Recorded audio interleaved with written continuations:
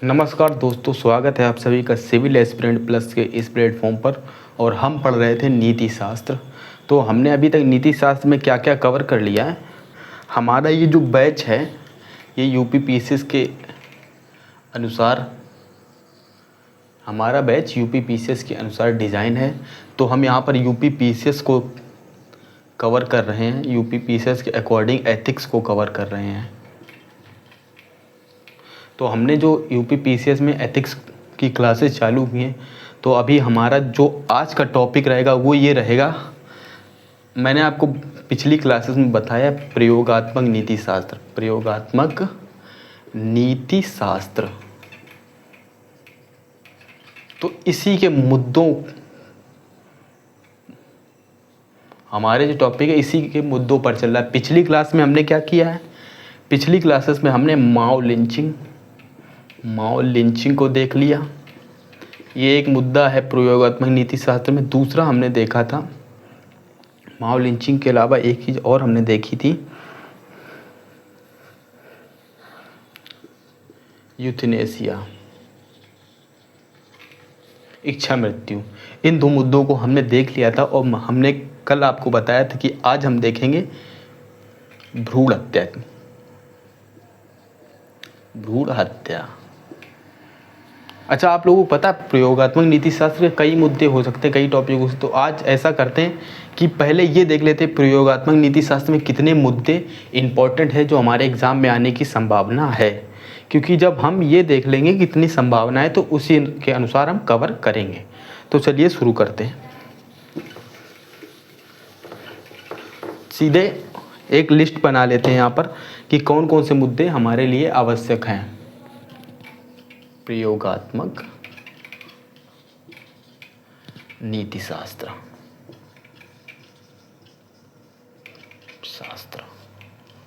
हम क्या देख रहे हैं इसमें, प्रयोगात्मक नीति शास्त्र के मुद्दे। ठीक है, प्रयोगात्मक नीति शास्त्र के मुद्दे हम देख रहे हैं। तो इनमें क्या क्या मुद्दे आवश्यक हो सकते हैं, तो यहाँ पर मुद्दों की एक पूरी लिस्ट बनाते हैं। जैसा कि मैंने आपको बताया इच्छा मृत्यु का मुद्दा, जो कि हम पहले देख ही चुके हैं, तो अब इसे फिलहाल पहले लिस्ट बना लेते हैं, उसके बाद आगे देखते हैं क्या करना। दूसरा हमने देखा एक माओ लिंचिंग का मुद्दा। ये बहुत ही, ये समझ लीजिए इम्पोर्टेंट मुद्दा है फिलहाल की घटनाओं को देखते हुए। माओ लिंचिंग,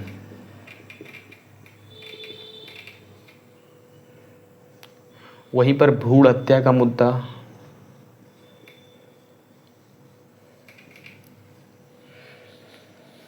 भ्रूण हत्या का मुद्दा हो गया। उसके बाद देख लीजिए जेंडर इक्वेलिटी का मुद्दा, ये मुद्दा भी इम्पोर्टेंट है।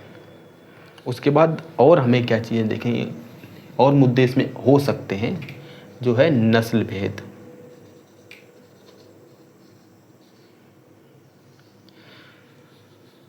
ये मुद्दा हो सकता है। शरणार्थियों का मुद्दा,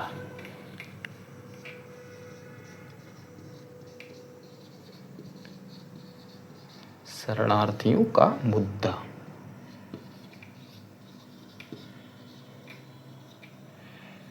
ये मुद्दे हो गए। वैसे ये जो अपना ये प्रयोगात्मक नीति शास्त्र है, ये बहुत बड़ी शाखा है। इसका विस्तार काफ़ी ज़्यादा है। इसके विस्तार को इस तरीके से समझिए, ये मुद्दे तो इसमें शामिल ही हैं, अन्य मुद्दे भी आप इसमें बढ़ा सकते हैं। तो इसलिए यहाँ पर ETC लिख देते हैं, इत्यादि। समझे आप लोग। तो हम यहाँ पर आज देखेंगे, कल हमने ये देख लिए हैं दोनों। और याद रखिए इन मुद्दों को इतना डिटेल में आप इनके मास्टर मत करने लगा। पता लगे कि आप लोग पूरी रिसर्च पेपर पढ़ने लगे, बड़े बड़े जर्नल्स पढ़ने लगे। उतना ही पढ़िए जितना अपने पेपर के लिए इम्पोर्टेंट है। तो आपको क्या करना है, इसको किस तरीके से पढ़ना है, ये इम्पोर्टेंट समझने की कोशिश करते हैं कैसे समझ। मान लीजिए कि भ्रूण हत्या का मुद्दा उठाया, भ्रूण हत्या का मुद्दा मान लीजिए हमने लिया। तो इसमें ये देखेंगे क्यों है ये समस्या, क्योंकि किसी भी प्रश्न का मतलब होता है, प्रश्न तभी पूछा जाता है जब वो क्यों होता है। प्रश्न में एक डायमेंशन होता है किसी भी प्रश्न का, या किसी भी टॉपिक को यदि आप पढ़ते हैं तो उसको एक फॉर्मूले से समझने की कोशिश करते हैं। 4W + 1H। कोई चीज़ क्यों है, कैसे है, कब है, ये कब वाला जो सीन होता है ये इतिहास में ज़्यादा महत्वपूर्ण होता है। समझिए ना, इतिहास में कैसे महत्वपूर्ण होता है। डेट, घटनाएं, इन आधारों पर कहाँ, यानी कि स्थान के विषय में पूछा जाता है। इस तरीके से आपको धीरे धीरे करके ये 4W+1 यहाँ पर करना है। कब, कहाँ, क्यों, कैसे, कौन। इस तरीके से किसी भी टॉपिक को आप पढ़ेंगे कि मान लीजिए कि कन्या भ्रूण हत्या क्यों है, कैसे, कब ये चीज़ प्रचलन में आई, कब ये पता चला हमें, कहाँ, इसके कोई एक दो एग्जाम्पल देखने यानी स्थान देखने की कोशिश कीजिए, और कौन इसके प्रभावित पक्ष हैं, प्रभावित पक्षों के बारे में यहाँ जाने। तो चलिए इस टॉपिक को इसी डायमेंशन, यानी कि जो हमने यहाँ पर ये 4W+H फार्मूला लिखा है, इसी फार्मूले के अकॉर्डिंग भ्रूण हत्या को समझने का प्रयास करते हैं। भ्रूण हत्या क्या है? देखिए, हमारा जो समाज है ना, उसमें एक काम करते हैं, ये आप लोगों ने लिख लिया होगा, तो इसको मिटा देते हैं और अच्छे से भ्रूण हत्या पर ही पूरा बोर्ड वर्क करते हैं। तो इस बोर्ड वर्क को पहले क्लियर कर देते हैं।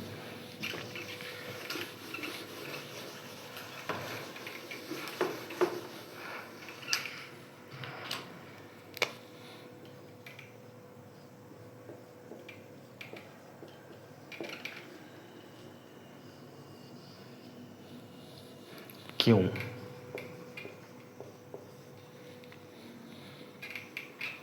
ठीक है, तो ऐसा क्यों है? क्या है ना कि हमारा समाज, देखिए आज भी समाज का अधिकांश हिस्सा पुरुषवादी मानसिकता का है। पुरुषवादी मानसिकता,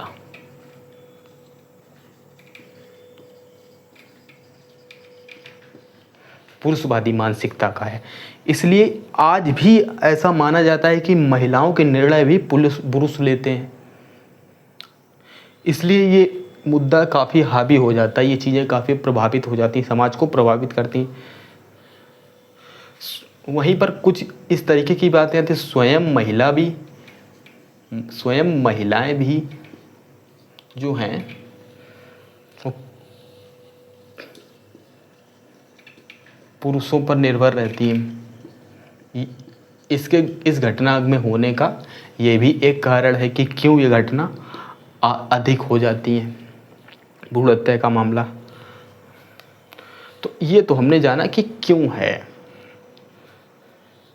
तो जाना क्यों है। देन आफ्टर इसके बाद आप देखते हैं कि प्रयोगात्मक नीति शास्त्र के अनुसार इस पर विचार क्या क्या किया जा सकता, क्योंकि बात क्या आया ना, तो क्या, तो ऐसे समझिए कि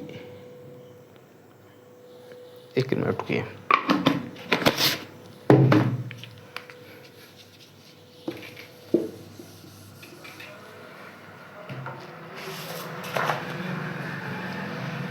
तो यहाँ पर जो अब हम देखने जाएंगे, इसके बाद देखेंगे, वो ये देखेंगे प्रयोगात्मक नीति शास्त्र के विचार, भ्रूण हत्या पर प्रयोगात्मक नीति शास्त्र के विचार। तो समझिए, नीति शास्त्र के अनुसार जो भ्रूण हत्या है ना,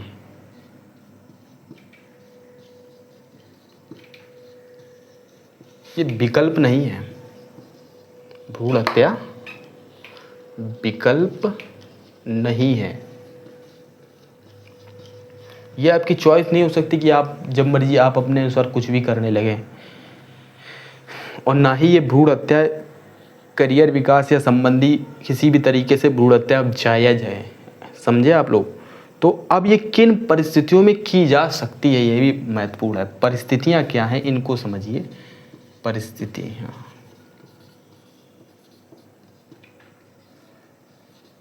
परिस्थितियाँ क्या हैं? मान लीजिए जिस माँ के गर्भ में ये भ्रूण पल रहा है उस माता को गंभीर बीमारी हो, माता को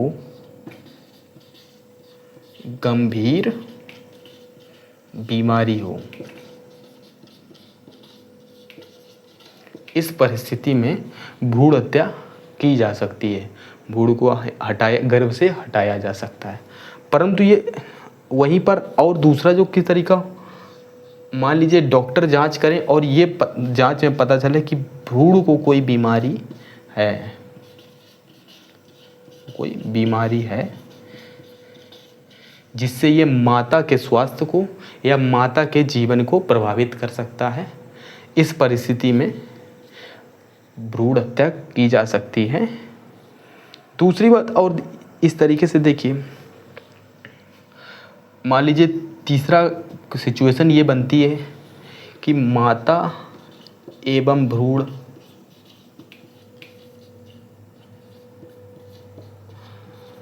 दोनों के जीवन पर खतरा हो।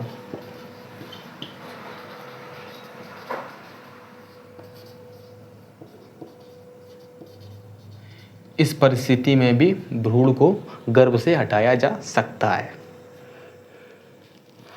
और भी क्या चीज़ें हो सकती हैं? मान लीजिए डॉक्टर चेकिंग करते हैं, मेडिकल स्टाफ, और देखते हैं कि भ्रूण में कोई गति नहीं है,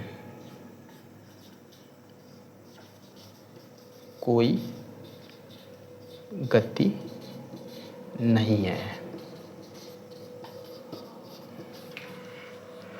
इन परिस्थितियों में आप भ्रूण को गर्भ से हटा सकते हैं।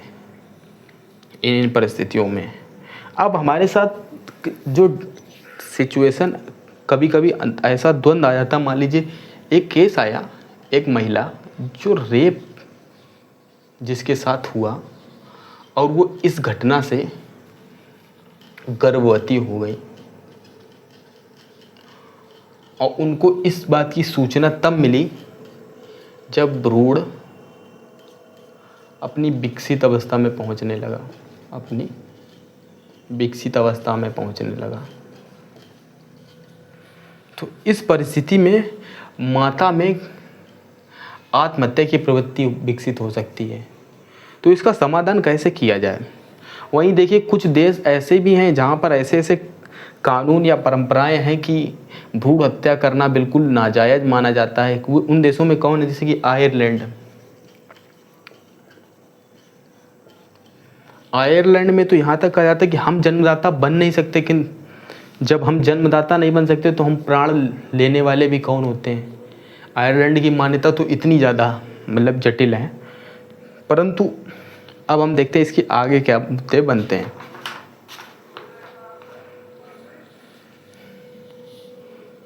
बोर्ड वर्क में आप लोगों ने लिख लिया ही होगा, तो अब हटा देते हैं इसको।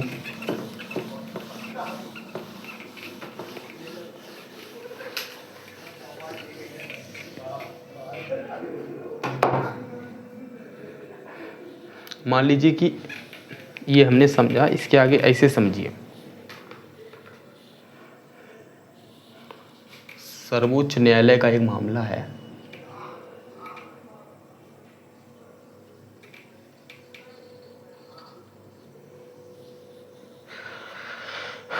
आरूसी हत्याकांड। आपने सुना होगा, एक मामला है सर्वोच्च न्यायालय में। उसमें उच्चतम न्यायालय ने कहा कि आत्मा जन्मदाता या परमात्मा प्रणांत भ्रूण में जब आत्मा का प्रवेश हो जाएगा तो भ्रूण की हत्या अनैतिक मानी जाएगी। ऐसा सर्वोच्च न्यायालय ने कहा। क्या कहा सर्वोच्च न्यायालय? भ्रूण में जब आत्मा का प्रवेश हो जाएगा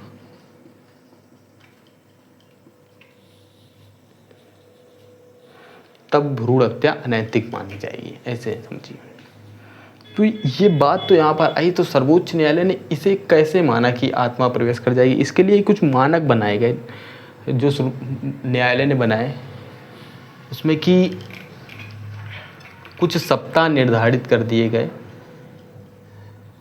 कि इतने इतने सप्ताहों में आप अपने इस भ्रूण के हटवा सकते हैं, और जब भ्रूण विकसित होने लगेगा तब आप इसको नहीं हटवा सकते हैं। आई थिंक जहाँ तक मुझे पता है कि 16 सप्ताह के बाद आप इसको नहीं हटवा पाएंगे, ऐसा कुछ नियम है। बाकी आप लोग एक बार क्रॉस वेरीफाई कीजिएगा कि ऐसा क्या है, क्योंकि ये जो डाटा या फैक्ट है ये हमें अपने एथिक्स में यूज नहीं करना है। हमें क्या यूज करना है? हमें यूज करना है नैतिक मुद्दे क्या हैं, ये सब तो हम उदाहरण के लिए देख लेते हैं। तो आइए सीधे नैतिक मुद्दे देखते हैं नीति शास्त्र। तो यहाँ पर नैतिक मुद्दे क्या? भ्रूण हत्या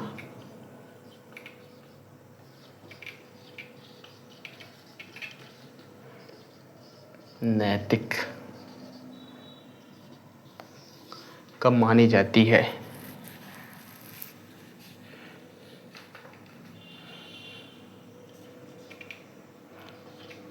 माता की मृत्यु की संभावना हो तो तत्काल इसको नैतिक माना जाएगा और इसको तुरंत हटा दिया जाएगा। मतलब माता की मृत्यु किन किन परिस्थितियों में हो सकती है? मान लीजिए माता बीमार हो, उनके अलावा मान लीजिए माँ के साथ कोई ऐसी दुर्घटना हो गई हो तब भी, या आपदा की परिस्थिति में ये नैतिक मानी जाती है।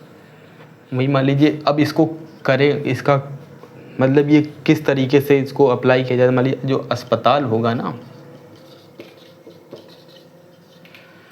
जो अस्पताल होगा वहाँ का कोड ऑफ कंट्रोल जो होगा इन मामलों को देखता है। कोड ऑफ कंट्रोल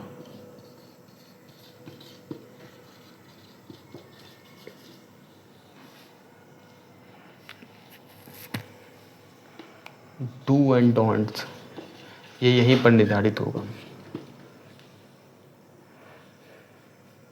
मैंने आपको भी इसके विषय में बता ही दिया कि कब कब नैतिक होना। इससे पहले कि मान लीजिए भ्रूण की ऐसी परिस्थिति हो जाए, भ्रूण बीमार हो या उसकी सांसें न चल रही हो, तो भी ये काम किया जा सकता है। विकास की संभावना ना हो और भ्रूण में मान लिया जाए कि उसमें दुर्घटना या आपदा है या उससे माँ की मृत्यु, इन सब मुद्दों में इसको नैतिक माना जाएगा। किस बीमारी में ये संभव है, और ये भी देख लीजिए कानूनी प्रावधान। जैसे आयरलैंड में तो कहा जाता है बलात्कार प्लस माता में आत्महत्या की प्रवृत्ति विकसित हो जाती, तो इस परिस्थिति में किया जा सकता है। तो ये मुद्दे हमने समझे। तो अभी आप पूछेंगे कि सर ये सब फैक्ट वैक्ट आपने बताई, इसमें से क्या क्या काम का है? तो मैं ये कहूँगा इनमें काम का सिर्फ और सिर्फ आपका इतना है जिससे आप आंसर राइटिंग कर सकते हैं।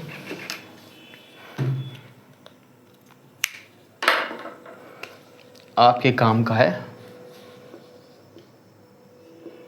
भ्रूण हत्या के नैतिक या अनैतिक पक्ष। अनैतिक पक्ष क्या थे? इसे व्यापार न बना लिया जाए। यहाँ पर इसे व्यापार न बना लीजिए, यानी यहाँ से एक और मुद्दा सामने आता है चिकित्सकीय नैतिकता का।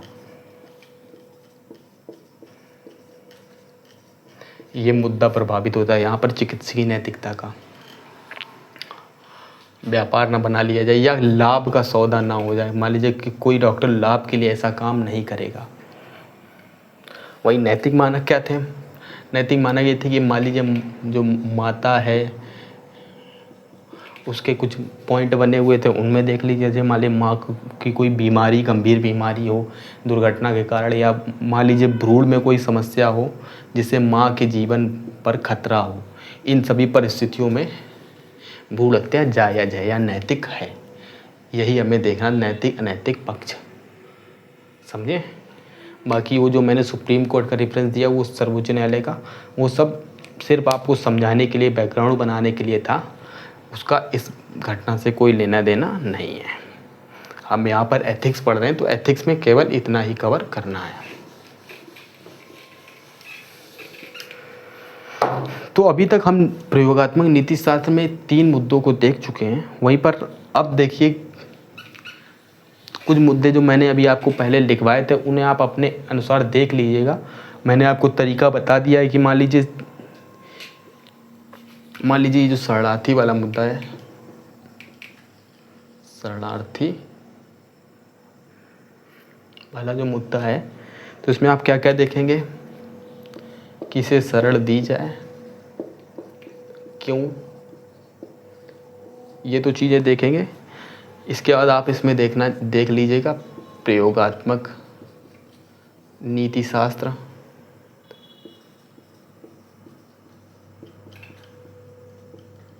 कि क्या मुद्दे हैं, और उसके बाद 1-2 एग्जाम्पल देख लीजिएगा। मान लीजिए जैसे रोहिंग्या शरणार्थी हैं, इनके मामले में कुछ मुद्दे देख लीजिएगा। आपको किताबों में आसानी से मिल जाएंगे ये टॉपिक, समझे आप लोग। वहीं पर मैंने लैंगिक भेदभाव के मुद्दे को बताया था। मैंने वहाँ पर लिखा था जेंडर इक्वालिटी। लैंगिक भेदभाव का समाधान है जेंडर इक्वालिटी, यानी कि लैंगिक समानता। तो इसको भी आप कवर कर लीजिएगा, ठीक है। तो ये मुद्दे इतने मैंने आपको बताए थे। अब हम इसके बाद क्या करेंगे, हम इसके बाद पढ़ेंगे मूल्य क्या है। तो मूल्य को देखने से पहले मुझे 1 मिनट का टाइम दीजिए।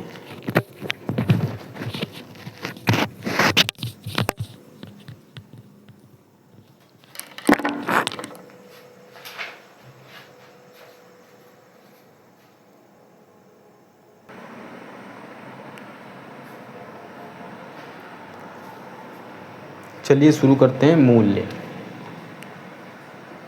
वैल्यू या मूल्य,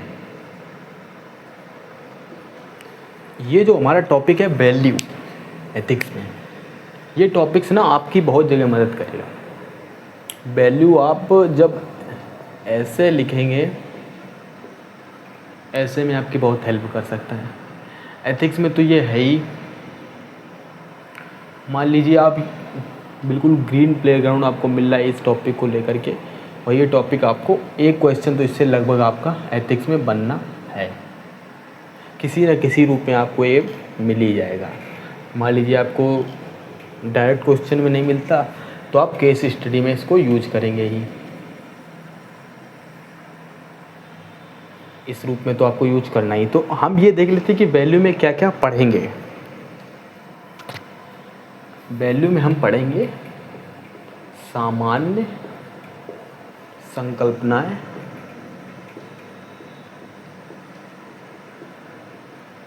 वैल्यू में हम पढ़ेंगे सामान्य संकल्पनाएं, प्रकृति या विशेषताएं, ये देखेंगे। इसके बाद ये देखेंगे मूल्य के विकास में, मूल्य के विकास में परिवार की भूमिका।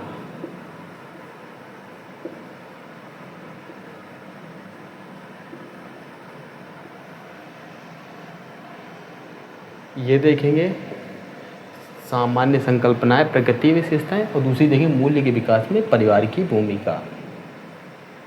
इसके अलावा और क्या देखेंगे, और हम देखेंगे मूल्य के निर्धारक, मूल्य के निर्धारण में समाज एवं शैक्षणिक संस्थान।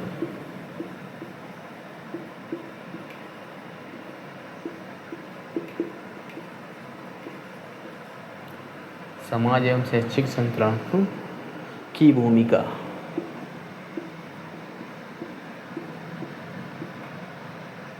इतना हम देखेंगे। 1 मिनट मुझे दीजिएगा, आवाज़ आ रही होगी, पंखा चल रहा है तो उसको बंद कर देते हैं, उसके बाद चालू करते हैं।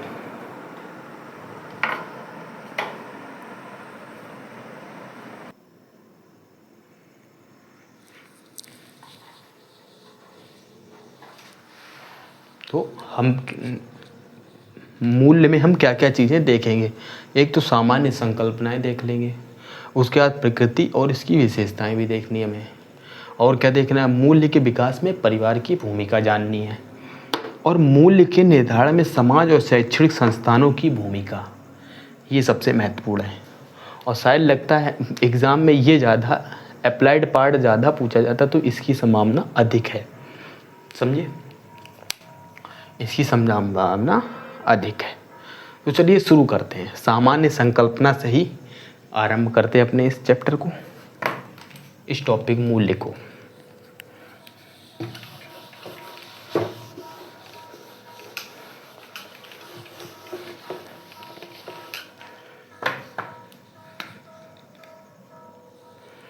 तो मूल्य क्या है, ऐसे समझिए।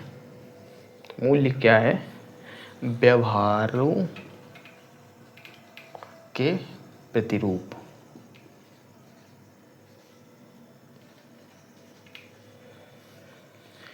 मूल्य व्यवहारों के प्रतिरूप हैं। सामाजिक आकांक्षा मूल्य है, सामाजिक आकांक्षा।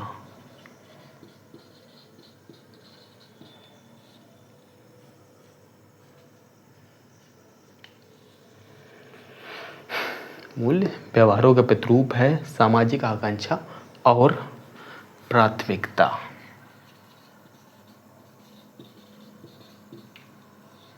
इन 3 कीवर्ड से मिलकर के मूल्य की परिभाषा बनाते हैं। तो ऐसे समझिए, किसी व्यक्ति के आचरण, किसी व्यक्ति के आचरणों एवं व्यवहारों, आचरणों या व्यवहारों का, किसी व्यक्ति के आचरणों एवं व्यवहारों का ऐसा प्रतिरूप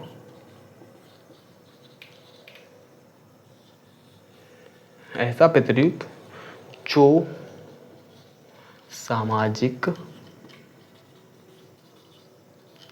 आकांक्षाओं, जो सामाजिक आकांक्षाओं से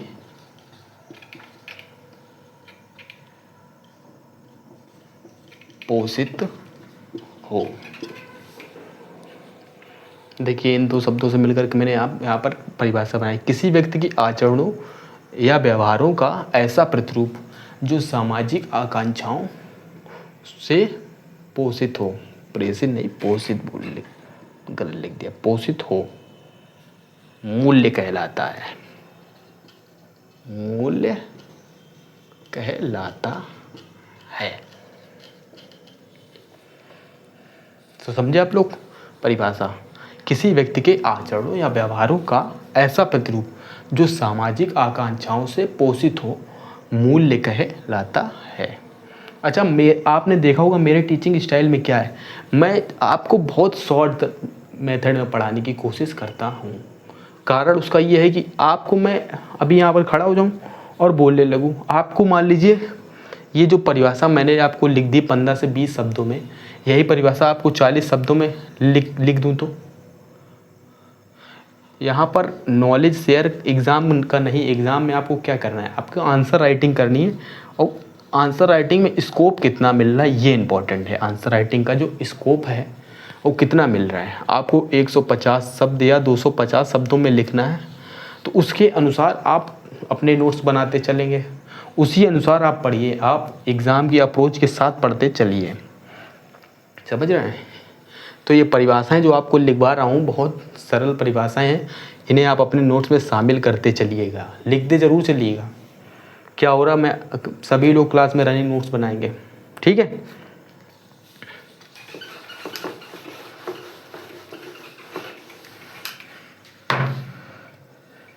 अब उदाहरण ले इस इनके लिए एक उदाहरण ले लेते हैं।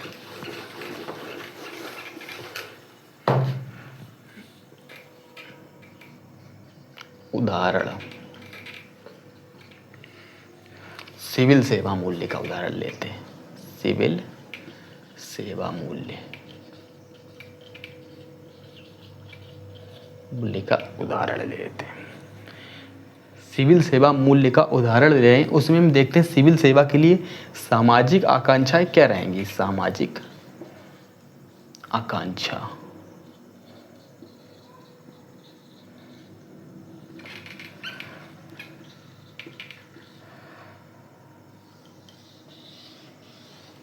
तो सिविल सेवा मूल्य में सामाजिक आकांक्षाएं क्या रहने वाली, आप बताइए अपने अनुसार क्या एक सिविल सेवक में क्या सामाजिक आकांक्षाएं रखी जा सकती हैं। सत्यनिष्ठा होनी चाहिए उसके सिविल सेवक में, सत्यनिष्ठा। दूसरी, सिविल सेवक में सत्यनिष्ठा होनी चाहिए, वस्तुनिष्ठता होनी चाहिए।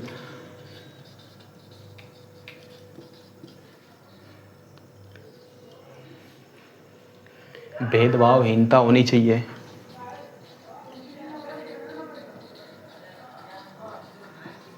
भेदभावहीनता होनी चाहिए। ये सिविल सेवकों के लिए आकांक्षाएं। अब समझते हैं मूल्य की प्रकृति।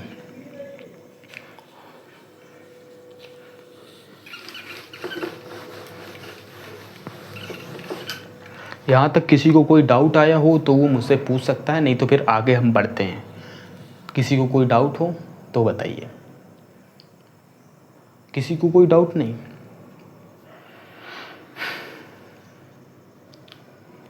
अरे मेरी चिंता मत कीजिए ना, आप पढ़ाई पर ध्यान दीजिए। हाँ हाँ हाँ, आपको कंटेंट से मतलब होना चाहिए। ठीक है, ठीक है। किसी को कोई डाउट? नहीं तो फिर आगे बढ़े। अरे मूल्य भाई, मैंने आपको बताया मूल्य,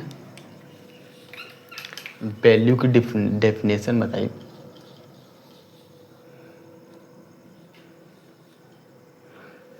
किसी व्यक्ति के आचरणों या व्यवहार का ऐसा प्रतिरूप जो सामाजिक आकांक्षाओं से पोषित हो, मूल्य कहलाता है। किसी व्यक्ति के आचरणों या व्यवहारों का ऐसा प्रतिरूप जो सामाजिक आकांक्षाओं से प्रेरित हो या पोषित हो, मूल्य कहलाता है। सामाजिक आकांक्षाएं क्या होती हैं? तो सामाजिक आकांक्षाएं तो सत्यनिष्ठा, वस्तुनिष्ठता, निष्पक्षता, भेदभावहीनता, ये सामाजिक आकांक्षाएं होती हैं कि एक सिविल सेवक ऐसा होना चाहिए। समझे? तो अब मूल्य की प्रकृति समझते हैं। मूल्य की प्रकृति, मूल्य की प्रकृति क्या है? इसका विकास मानकों से होता है।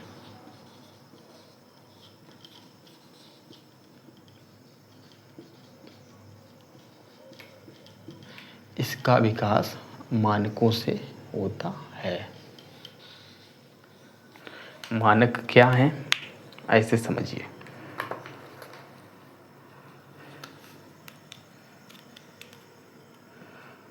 मूल्य की प्रकृति हम समझ रहे हैं, तो यहाँ पर ऐसे आपको एक चार्ट बना देता हूँ, उससे आप समझिएगा। मान लीजिए सामाजिक आकांक्षाएं, ये मैंने सुना कल की क्लास में किसी का कमेंट था कि लाल पेन विजिबल नहीं होता। एक बार बताइए, लाल पेन आपको दिखाई पड़ता है? मैं यहाँ पर बोर्ड वर्क करता हूँ लाल पेन से।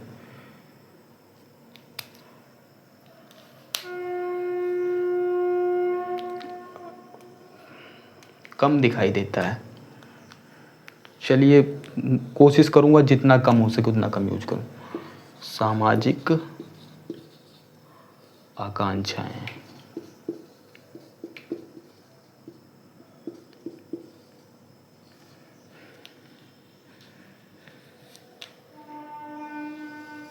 इस तरीके से बनाइए।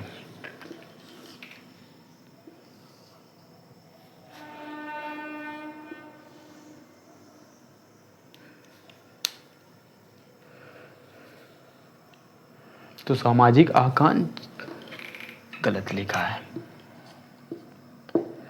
तो सामाजिक आकांक्षाएं क्या हो सकती हैं, या किसी से क्या आशा रखी जा सकती है। आशा या किसी के व्यवहार या आचरण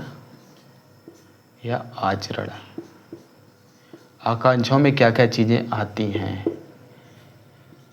आकांक्षाओं में आती किसी व्यक्ति से व्यक्ति क्या आशा रखता है, आशा उन्मुक्ति, व्यवहार कैसा होना चाहिए, आचरण या व्यवहार कैसा करना चाहिए। तो वैल्यू क्या है,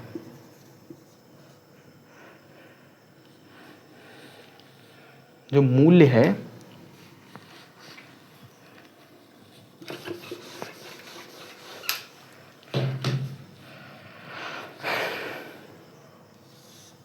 मूल्य है ऐच्छिक प्राथमिकता।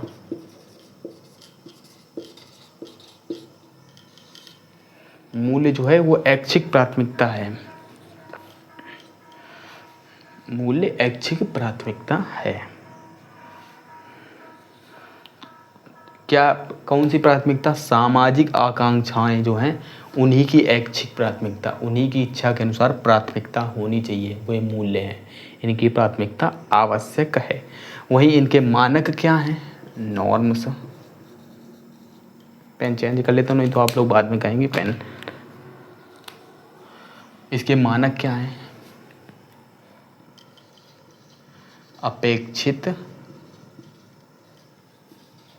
आदर्शात्मक व्यवहार होना चाहिए भाई। ये इसके मानक हैं, मूल्य के मानक हैं। मूल्य क्या है, ऐच्छिक प्राथमिकता है, और उसके मानक क्या हैं, अपेक्षित आदर्शात्मक व्यवहार, यानी कि सामाजिक आकांक्षाओं के अनुसार अपेक्षित आदर्शात्मक व्यवहार करना चाहिए। वहीं मूल्य में एक चीज़ और आती है, ट्रस्ट एंड कॉन्फिडेंस। इसका भी रोल है मूल्य में। कैसे है, जब शंका ना हो,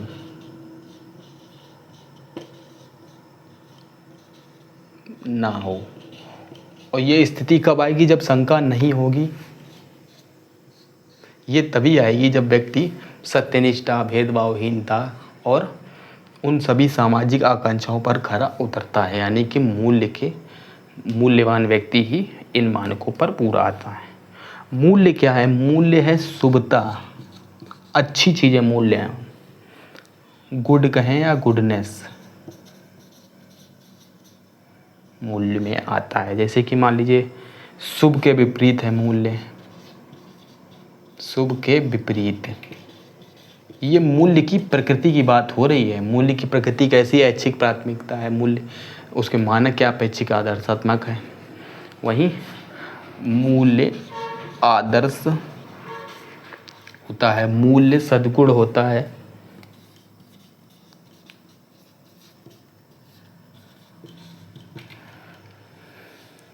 ये शुभता के लक्षण हैं, यही मूल्य हैं। तो यह कैसा होगा, इसको लिखते हैं, शब्दों में समझने के को लिखते हैं। तो मूल्य की जो प्रकृति है, यह एक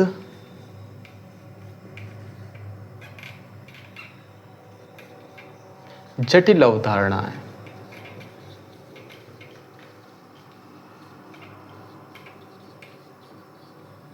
मूल्य एक जटिल अवधारणा है, इसमें अमूर्तता पाई जाती है।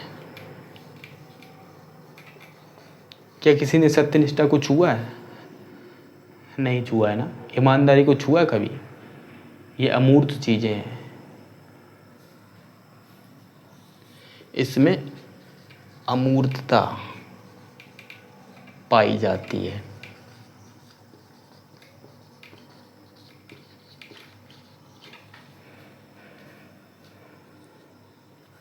जो मूल्य होते हैं वो सार्वभौमिक भी होते हैं, उनमें परिवर्तन भी होता है। यानी कि ये यूनिवर्सल भी होते हैं और चेंजेबल भी होते हैं। मूल्य दोनों इस तरीके से हो सकते हैं। तो अब देखते हैं सार्वभौमिक मूल्य कौन से हैं और परिवर्तनशील मूल्य कौन से हैं।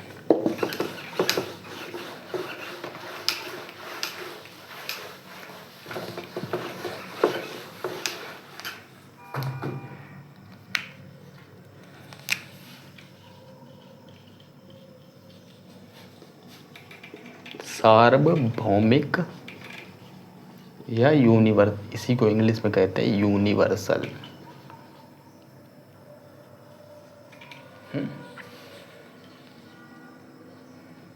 और दूसरे तरीके के परिवर्तन, ऐसे मूल्य जो परिवर्तित होते रहते हैं। अब यूनिवर्सल का मतलब वो जो हर जगह, हर काल, हर परिस्थिति में समान हो, हर जगह बिल्कुल एक तरीके के ही हों। उनमें कौन से मूल्य आते हैं? मान लीजिए सत्य। सत्य हर काल में, हर जगह सत्य सत्य ही होता है, ठीक है। अहिंसा, प्रेम, प्रेम कहीं भी हो, प्रेम तो प्रेम ही होता है ना। शांति, शांति तो सार्वभौमिक मूल्य में आता। कर्तव्य,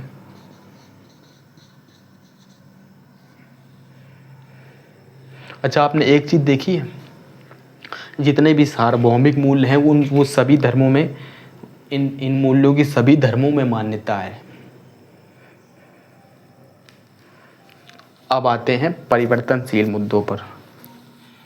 ये क्या है ना, देश काल के अनुसार बदल जाते हैं, परिस्थितियों के अनुसार बदलते हैं,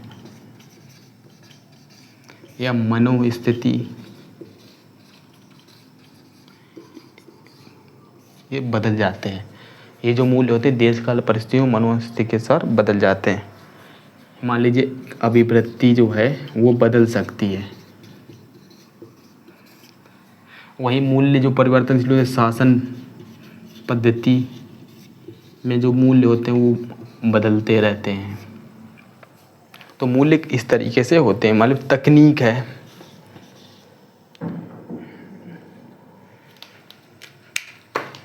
जो तकनीक,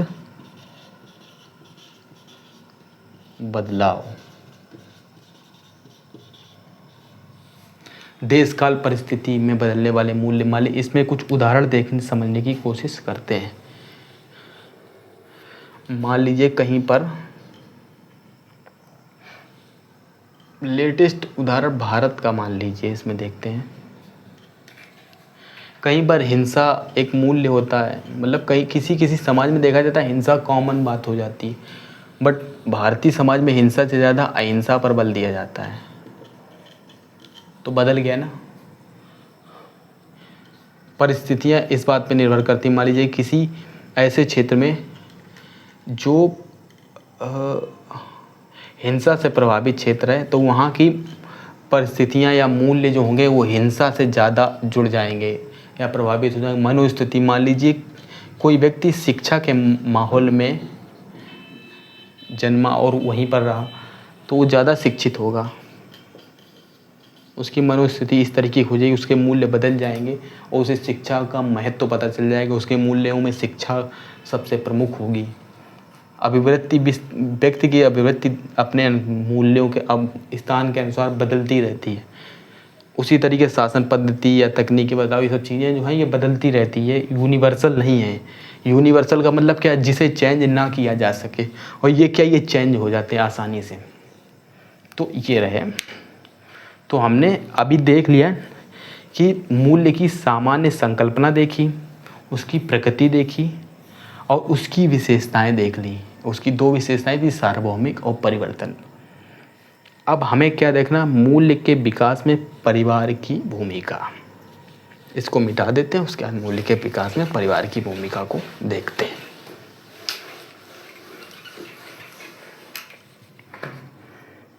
एक मिनट दीजिए, मुझे बोर्ड वर्क को सही से क्लियर करना होगा।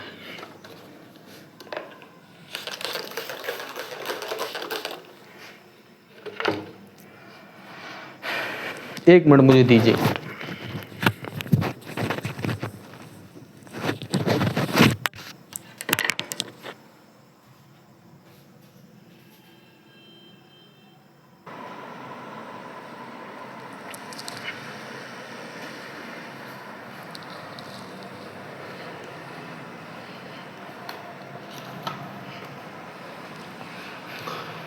मूल्यों के विकास में परिवार की भूमिका। समझिए, परिवार की एक तरीके से पूरा ग्राफ बना लेते हैं। सबसे प्रमुख, सबसे ऊपर आती माता, उसके बाद आते हैं पिता,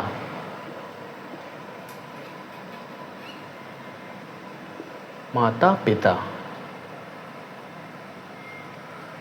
इसके बाद दादा दादी, दादी,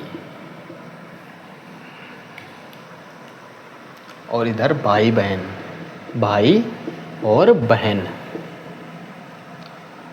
और साथ में इधर अन्य भी डाल दीजिए, एक सेक्शन अन्य का डाल दीजिए। ठीक है, तो परिवार की भूमिका, इन सबसे हम क्या क्या सीखते हैं, क्या क्या मूल्य प्राप्त करते हैं, उनके विषय में हमें जानना है।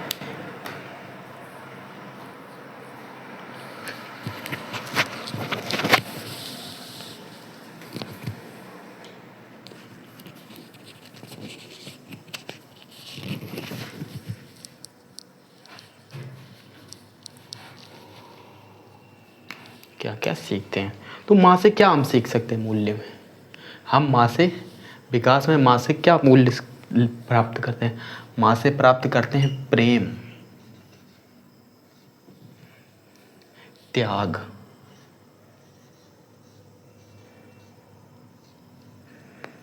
बलिदान। ये माँ से हम प्राप्त करते हैं सब चीज़ें, बलिदान। वहीं हम माँ से और क्या प्राप्त करते हैं? संघर्ष। ये मूल्य हम माँ से प्राप्त करते हैं। वहीं हम माँ से और क्या प्राप्त करते हैं? वात्सल्य।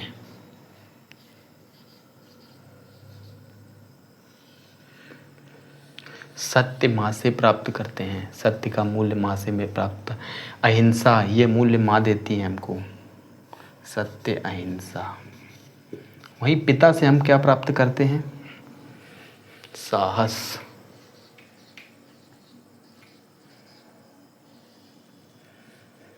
त्याग या बलिदान, पिता से भी हम प्राप्त करते हैं त्याग या बलिदान। हम पिता से प्राप्त करते हैं। वहीं धैर्य, ये भी हमें पिता से प्राप्त होता है। अभी हम देख रहे हैं, इसके आगे एग्जाम्पल भी देख लेंगे। कर्मशीलता,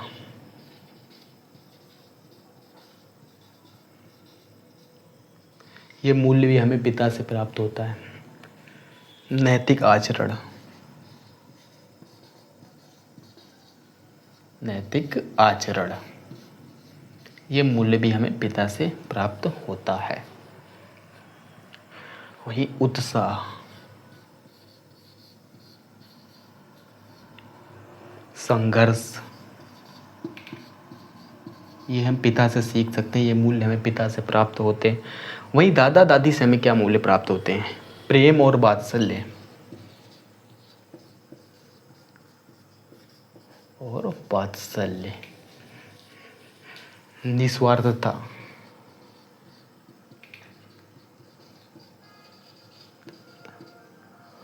ये हमें दादा दादी से प्राप्त मूल्य हैं।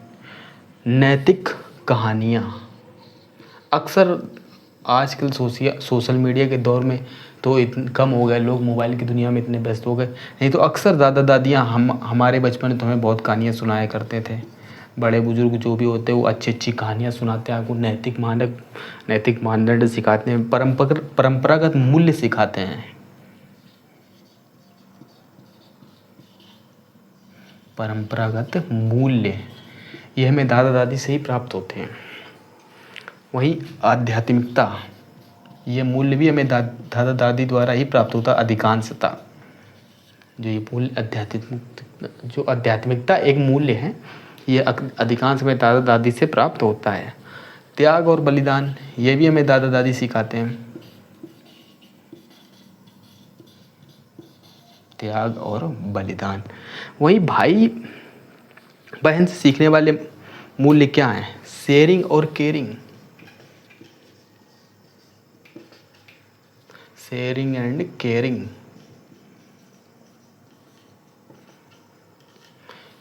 भाई बहन आपस में एक दूसरे से क्या सीखते हैं? शेयरिंग और केयरिंग। लैंगिक संवेदनशीलता।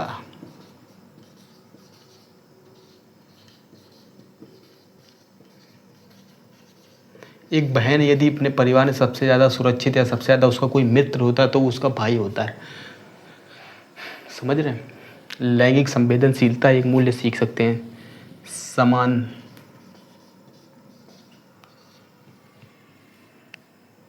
साहस। वही मित्रता और भ्रातृत्व यानी कि भाईचारा तत्व, ये हम भाई बहन से सीखते हैं। अन्य मूल्यों में क्या? नाना नानी से, मान लीजिए चाचा चाची से, नाना नानी, चाचा चाची,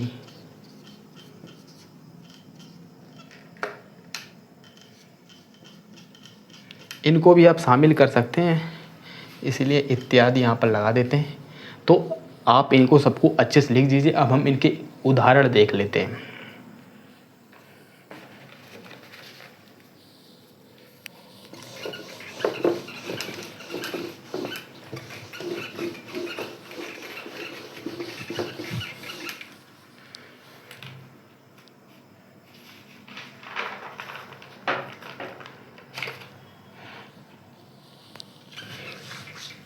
उदाहरण।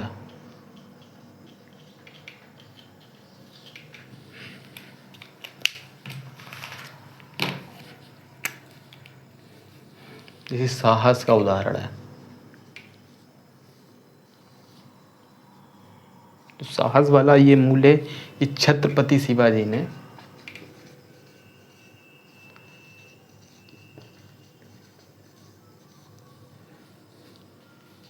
सिंह की माँ ने साहस का मूल्य सिखाया, उन्हें साहस दिया। वहीं भगत सिंह की बहन, भगत सिंह की, सॉरी बहन बोले, हम गलत बोले। भगत सिंह ने अपने चाचा से साहस का मूल्य सीखा। उन्होंने अपने आदर्श अपने चाचा को माना और उनसे सीखा। वहीं मंजूनाथ, इन्होंने अपने परिवार से साहस का मूल्य सीखा। वही आध्यात्मिकता का मूल्य, आध्यात्मिकता, महात्मा गांधी ने अपनी मां से सीखा।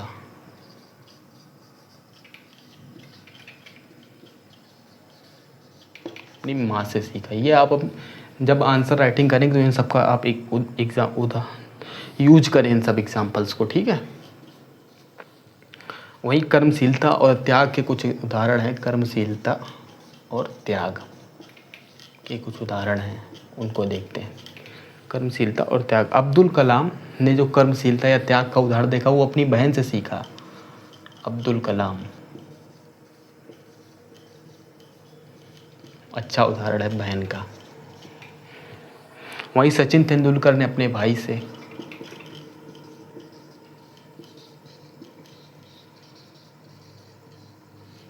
कि भाई से ये मूल्य प्राप्त।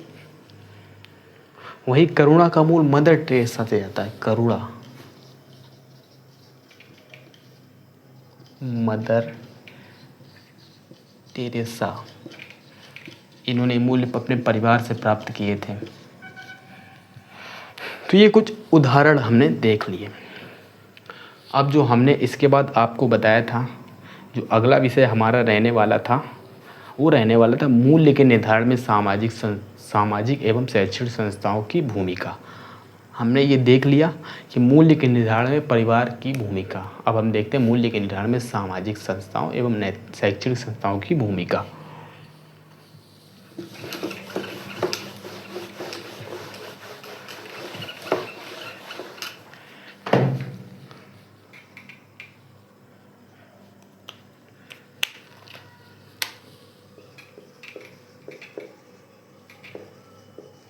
समाज की भूमिका।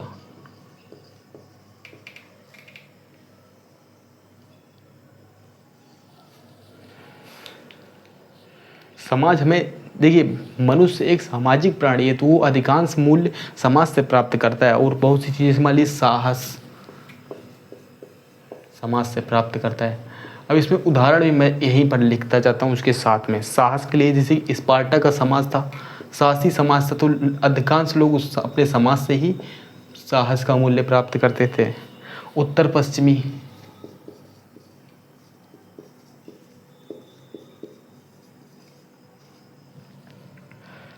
पश्चिमी समाज जो है वो इस तरीके का है। भारत, एशिया की बात हो रही है। वहीं भारतीय समाज,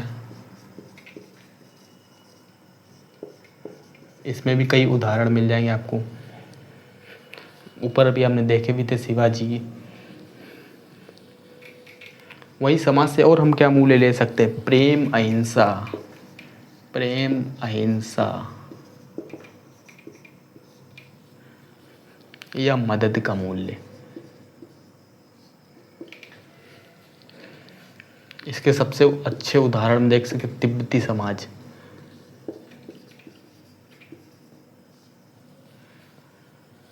बौद्ध व जैन समाज भी उदाहरण में डाल सकते हैं हम। बौद्ध व जैन समाज, समाज की भूमिका के बारे में हम देख रहे हैं, मूल्यों के विषय में। और क्या समाज से मूल्य से? भ्रष्टाचार मुक्त।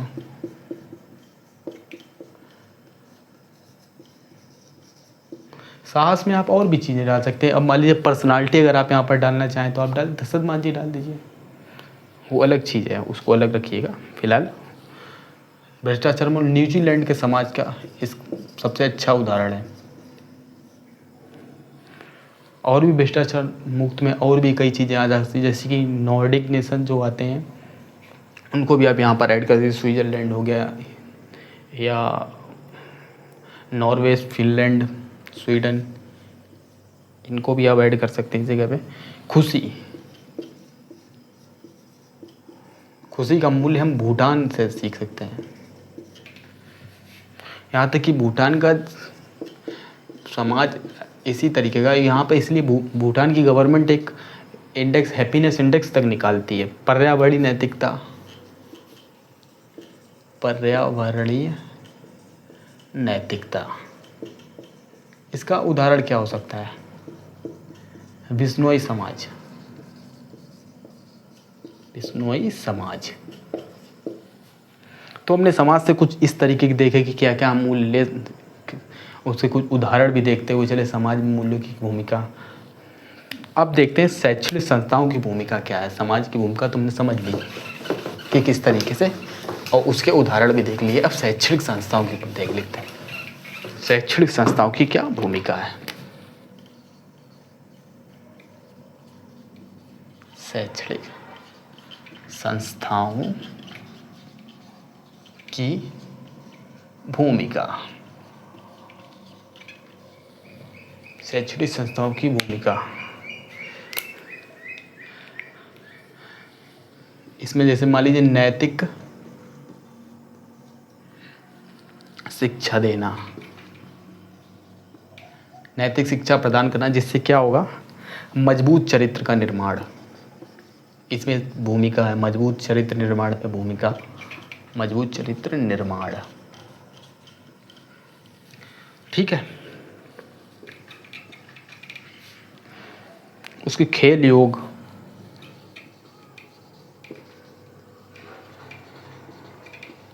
खेल योग, इससे क्या प्राप्त होगा? मानसिक मजबूती, निर्णय निर्माण की क्षमता में भूमिका, मानसिक मजबूती,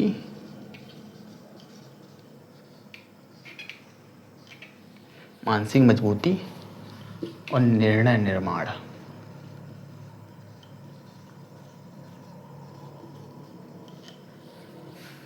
क्षमता का विकास। कैसे? अब आप खेल में कप्तान की भूमिका में हैं, और आप किसको बॉलिंग देते हैं, आप किसको बैटिंग ऑर्डर में भेजते हैं, किस तरीके से करते हैं, आप क्या रणनीति बनाते हैं, तो इससे नीति निर्माण, मानसिक भी मजबूती, इन सब में आ सकते हैं। इसी तरीके से पर्यावरणीय नैतिकता, इसके विषय में भी हमें शैक्षणिक संस्थाएं बहुत अच्छे से ज्ञान प्रदान करती हैं। पर्यावरणीय नैतिकता पर बहुत ज्ञान देती हैं। साहस, निडरता, साहस और निडरता,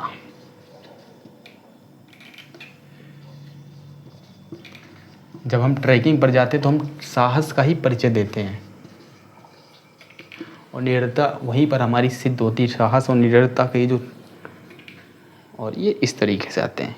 किताबें पढ़ने की प्रेरणा, किताबें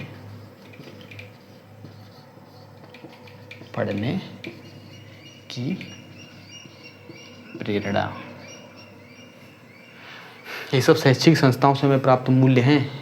इस तरीके से इनकी भूमिका रहती है। वही सामाजिक उत्तरदायित्व, सामाजिक उत्तरदायित्व,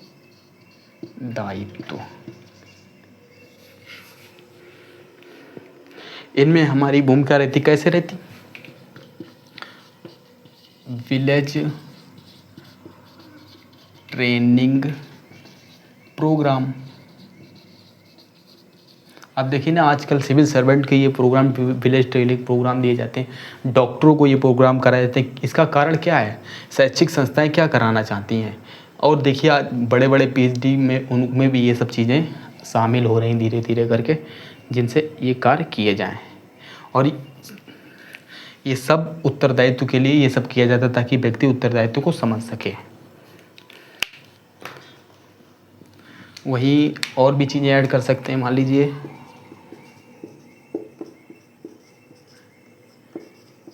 वंचित वर्गों के प्रति संवेदनशीलता,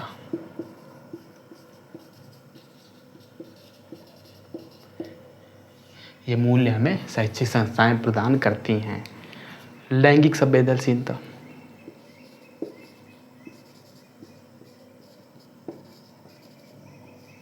लैंगिक संवेदनशीलता,